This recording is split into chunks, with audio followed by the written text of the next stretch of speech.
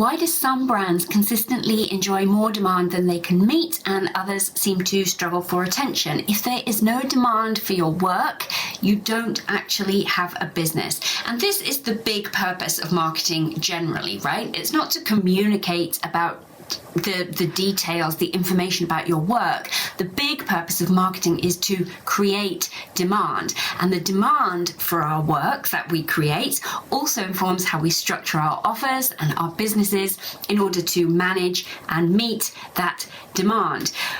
You have probably heard about a small business that has actually been broken from over demand. For example, like a skincare company that goes viral on TikTok and is suddenly overwhelmed with demand for their products, which they just can't meet. So that's at one end of the scale. But what does it feel like when there is no demand for your work or very little demand for your work? So obviously that means sales are slow. You're having to spend a lot of time persuading and convincing people as to why they should work with you, and at the end of it all, they're just not saying yes. I want to use the next 10 minutes or so to give you a brief overview of demand positioning and why it works to create a consistent client flow, and why it is so very important to do this right now. Like, as soon as you have a business, as soon as you have proof of concept, you've served clients, you've delivered results, so that you can come to actually enjoy and work purposefully without spinning your wheels at your marketing and at closing sales, which is what it's all about, right? So this is all about positioning, demand positioning. Before we begin, my name is Anna Belisma. I am a marketing witch and strategy dominatrix. I am a creator of potential and possibility if you choose to avail yourself of it. And I have helped hundreds of online experts, healers, teachers, coaches, consultants to sign more and higher value clients without having to spend more time on their marketing. We are talking about 400% revenue increase. We are talking about adding 100K to an annual income. Now, this is a huge topic. The topic of demand, it's vast. The energetics of demand is almost more important than any other piece. So do have a look in the worksheet that comes with this class. Have a look for the masterclass that I taught on the subject of demand a little while ago. I will link it for you. Honestly, it is the most valuable time you will spend, and it makes everything else, every hour that you work, every investment you make, every strategy you adopt, it makes it more effective and more beneficial for your business. So let's now take a look at demand positioning.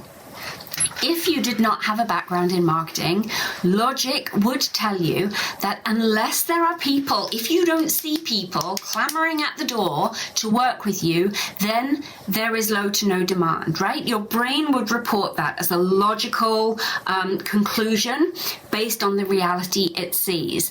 And you might also therefore conclude that demand gradually increases in direct correlation to the size of your audience and the success of your marketing. So it would go like this. You get much better at audience growth, and you get clearer with your messaging, and you get better at defining your niche, and you get really, really good at all of these things, not like you are now. And then if you're lucky, you also get more people signing on as clients. But in fact, as long as you believe there is demand for your work, go and watch that masterclass, you can create demand. How do I know this? Because I know that a business with nothing but an offer or a product or a new idea can go to a marketing agency and tell them, can pay them to create demand, right? If I had a new health drink and budget, I could go to a marketing agency and say, I want to make a big splash with this new drink. I want people to be excited to taste it for the first time. I want to create a global buzz. And as long as I had the budget, that marketing agency would be able to create demand for my product. In the online space, now there are literally hundreds, maybe thousands of books written on exactly this topic. Every book on marketing is essentially dealing with this topic. How do we create demand for our work? And the fact that so much is written about it, I want you to understand that this means there is a system. There are strategies and tactics that anyone can use to generate demand especially in the digital marketplace where we have access to the eyes and the attention of millions upon millions of people in the global audience. And you and I have the benefit that we don't even need thousands or probably even hundreds of people to buy. If our offer is priced profitably and designed well, we need tens of people to buy, and that is eminently achievable, right? You can do what a marketing agency can do on a smaller scale. You can, but only if you believe it is possible, because you get what you expect, right? We get what we expect. So the first task is to believe that there is demand for your work. Consult the spirit of your business. Get into a space where instead of feeling anxious about marketing, you feel supported. I want you to understand that you weren't given this idea, you weren't gifted with this idea for a business as a cruel prank by the universe. You were given it because there is demand for your work, and not just for the work you do generally, but for your particular and unique flavor and methodology of doing it. And once you are in that headspace, you are ready to go to work. So here are the 3 concrete steps to position your brand, your methodology, your offer in a way that makes it sought after, effective, popular, the only solution worth listening to. And this way you can you can reveal, you can discover, you can see the people who want your work. You can get those people to actually step forward, raise their hands and say, yes, I want to work with you. Now, on the whole, people will believe what you tell them about your business. So here's a list of what you need to know. Number 1, you need to know why your work is so cool and awesome. Okay, you need to know what it is about your work, your specific work, which is so very, very good. This requires some market research. Now, this is not about comparison.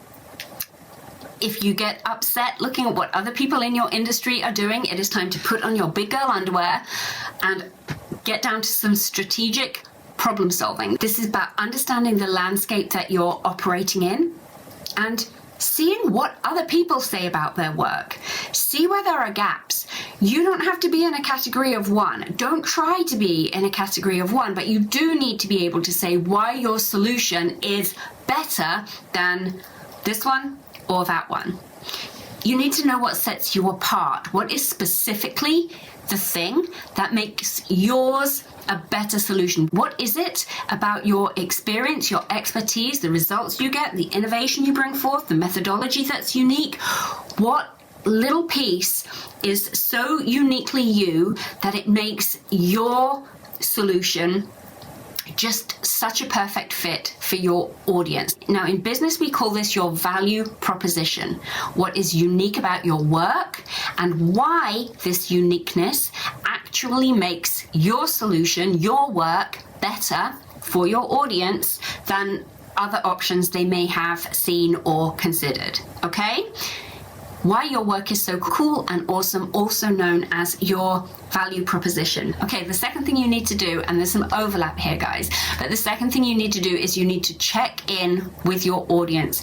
You are going to have to get to know your audience really, really well. If you don't know them, you need to set up some research calls and get to know them, because it is vital. I can't tell you how critical it is to know what motivates your audience and what challenges them. For most of us, this can be kind of a time traveling exercise, because for a lot of us, our clients are who we were 6 months ago, a year ago, 2 years ago. But if it is in the distant past, or if you can't remember what it was like to be in that position, or if indeed your clients are not you of a little while ago, you need to find out what motivates and challenges them. Because once you understand these things, then you are in a position to describe your offer, to present your offer to them as the thing that is filling the gap, the thing that is missing in what they are when they're looking for a solution, what they're seeing. Your solution can be the thing that fills the gap. Now, I created an offer a little while ago, 6 months ago or something, and I went about it like this. You can do the same thing. You can go through the same process. I spoke to somebody who was exactly my ideal client. Obviously, there was already a relationship with them because I nurture my leads. So there was a relationship there.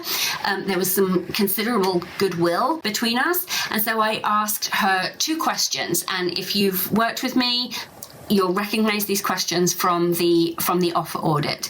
The questions were, what do you wake up wanting? And what support would you need in order to do that? So I went to my client. I said, what do you wake up wanting? She said, I want to sign clients without feeling like I have to be on social media 24/7. I want to sign clients without feeling like I have to be always on and burning myself out. And I said, what support would you need to be able to do that? And she said, without hesitation, I would need an expert to be fully immersed, fully in my business. I would need them to understand all about my brand, my offers, my marketing systems, my social media, my messaging, and I would need them to tell me exactly what to do and when and in what order. I said, awesome, that sounds like a vice president of marketing position. Yes, exactly, that's what it is. So the next day, I used her language and a little bit of mine, 1 social media post, and sold a spot at 5 figures.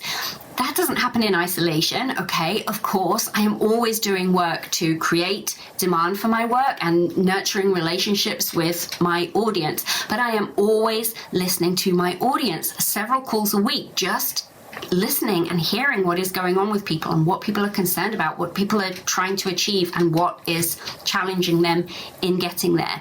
Because if one person is struggling with it, there are 10 people. If there are 10, there are 100. Nobody is that unique in their struggles and challenges that they are the only one. So if you don't know what your audience wants, what motivates them, and what challenges them, you really need to find out so that you can position your offer as the complete and total and no-brainer and no other solution worth listening for answer to their problem. Okay. I said this a bit before. On the whole, people will believe what you tell them about your business. So to be in demand, you have to say you are in demand. You have to sound like you're in demand. You need to act like you're in demand. You need to believe you are in demand. This is the basic rules of manifestation. Acting as if. Again, books and books and books written on this. Any reason why you are giving yourself or why this is impossible for you, it's just stories, it's just beliefs, just things you are telling yourself, but which are absolutely not a barrier to success. So once we've done the above, we've understood our value proposition, why your work is cool and awesome. And once we have understood the gap in the market, what our client really wants and really needs and can't find, and you've got your head in the game with believing in the demand for your work, here are some practical things that you can do to create more demand energy. These things are more marketing than positioning really, but I wanted to give you some short-term, practical, concrete actions. So share recommendations, testimonials, reviews, case studies. If you don't have them, get them. That is your first priority. Share them often, share them widely. Operate like there is demand. Don't wait for the demand to show up first. So what would that look like? If you knew there were people queuing up to work with you, you might offer limited spots so that too many people don't come in at once. You might offer timers to encourage people to act, more in terms of your time frame than theirs. You might lean a little bit on fear of missing out, and you might think that gross, inauthentic. But this is part of the marketing game and how we build the business that we want, rather than responding to the business that we believe we have. And the third one, show up as the in-demand business. Be at events, whether they are online or in person, as the in-demand, oversubscribed business. Collaborate, partner up. Whatever resources you have, whatever audiences you have access to, connect and share and engage and be generous. Because if you were oversubscribed, if you knew there was so much demand for your work, you wouldn't be worrying about giving away too much value online. That is just not an issue for the oversubscribed business. So all of these, yes, they require a good mix of planning, research, consistent action. Yes, they do. And they are effective and proven to build demand and increase just like that baseline of demand in your audience, so that everything you do in terms of marketing and making offers and selling is more effective. I have a bonus step for you: adapting, being adaptive. Everything in business is dynamic. So what worked in the past, it can stop working, and things that didn't work in the past can start. Your mission is to evolve. How do I feel about my clients, my marketing, my offers, my messaging this week? What do I want to change?